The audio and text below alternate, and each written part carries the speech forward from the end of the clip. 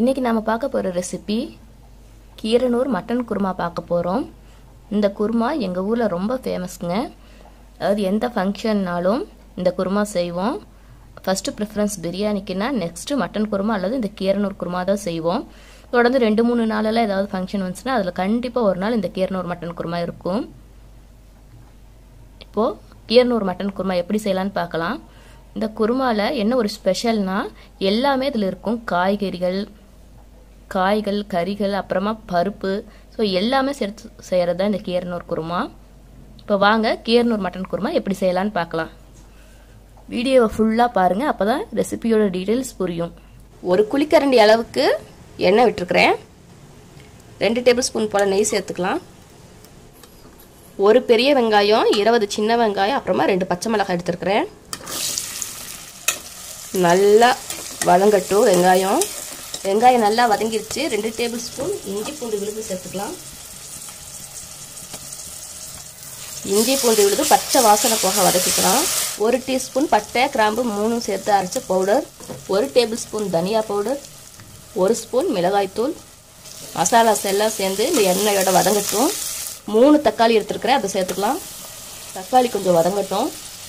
300 gram கொழுப்போட சேர்ந்த mutton எடுத்துருக்கிறேன். இந்த குழம்புக்கு கொழுப்போடு சேர்த்த மட்டன் சேர்த்தா தான் நல்லா டேஸ்ட்டாக இருக்கும். இந்த மட்டன் இதில் சேர்த்துக்கலாம். மட்டன் கொஞ்சம் நேரம் மசாலாவோடு சேர்ந்து வதங்கட்டும். 1 டேபிள் ஸ்பூன் துவரம் பருப்பு வேக வச்சு வச்சுருக்கிறேன், அந்த பருப்பு இதில் சேர்த்துக்கலாம். அதையும் சேர்த்து வதக்கி விட்டுறலாம். பருப்பு வேக வச்ச தண்ணியை சேர்த்துக்கலாம். உப்பு சேர்த்துக்கலாம். எல்லாத்தையும் சேர்த்து நல்லா ஒரு வாட்டி மிக்ஸ் பண்ணிவிட்டு க்ளோஸ் பண்ணிடலாம் குக்கரை. மட்டன் நல்லா வேகணும், அதனால ஒரு 4லேருந்து 5 விசில் வரைக்கும் வச்சிடலாம். அரிசி வச்சுருக்கிறேன். அதில் 1 ஸ்பூன் அரிசி, சாப்பாட்டு அரிசி கொஞ்சம் பொரியட்டும். 1/2 ஸ்பூன் குருமிளகு, 1/2 ஸ்பூன் சீரகம் எல்லாத்தையும் சேர்த்து நல்லா வறுத்துக்கலாம். எல்லாம் நல்லா பொரிஞ்சிருச்சு. கொஞ்சம் கருவேப்பிலை சேர்த்துக்கலாம். இதை தனியாக எடுத்து வச்சுக்கலாம். இது கொஞ்சம் ஆறட்டும். மட்டன் நல்லா வெந்திருக்குது. இப்போ காயெல்லாம் சேர்த்துடலாம்.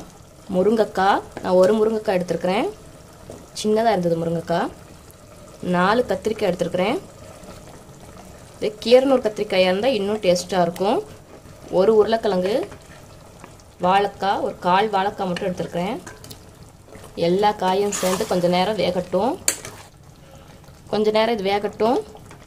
1 துண்டு தேங்காய் அரைச்சி வச்சுருக்கிறேன், அதையும் சேர்த்துக்கலாம்.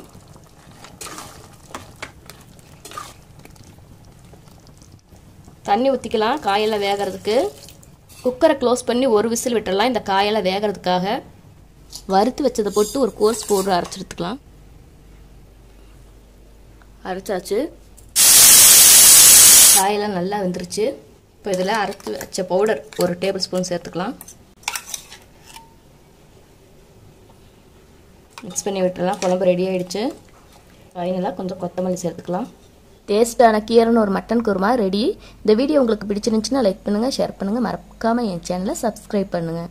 தேங்க்ஸ் ஃபார் வாட்சிங்.